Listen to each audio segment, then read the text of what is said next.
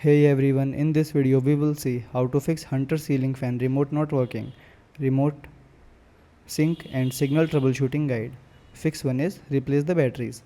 Remove the old batteries from the remote, then insert new batteries in the correct direction. Close the battery cover, then press any button to check if the remote works. Second one is sync the remote again.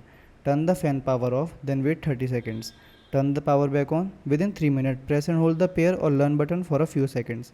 Check if the remote start working. Third one is power cycle the ceiling fan.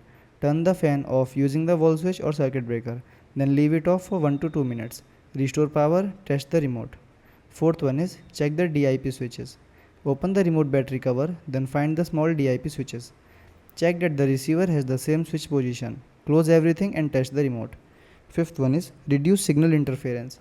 Stand directly under the fan, then point the remote at the fan. Press the fan or light button, see if it responds. Thanks for watching.